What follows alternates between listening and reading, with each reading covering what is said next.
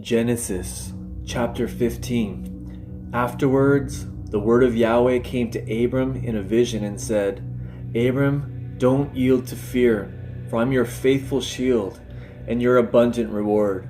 But Abram replied, Lord Yahweh, what good is your reward if I remain childless?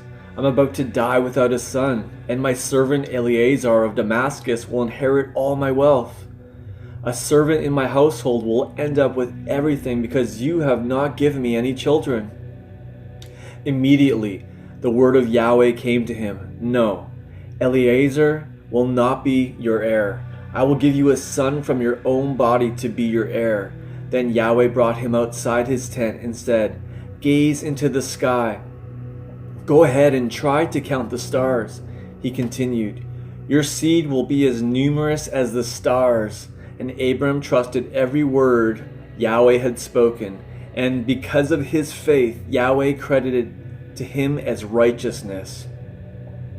Then he said to him, I am Yahweh, who brought you out of the Babylonian city of Ur, to give you all this land to possess. But Abram said, Lord Yahweh, how can I be sure that I can possess this land for myself? Yahweh said to him, Bring me a heifer, a female goat, and a ram, each 3 years old, also a turtle dove and a young pigeon. So Abram brought the animals to him and killed them, and he cut them in two, except the birds, and laid each half opposite the other in 2 rows. Vultures swooped down upon the carcasses, but Abram stood there and drove the vultures away. As the heavy veil of night fell, Abram went into a deep state of sleep, and suddenly a great dreadful darkness surrounded him, and he was filled with fear. Then Yahweh said to Abram, Know this, your descendants will live as strangers in a foreign country. They will be enslaved and mistreated for 400 years.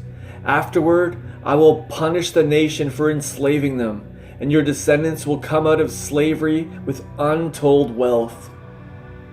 You, however, will go to your ancestors in peace and live a full life. And after the 4th generation, your descendants will return here. For then the sin of the Amorites will be ripe for judgment.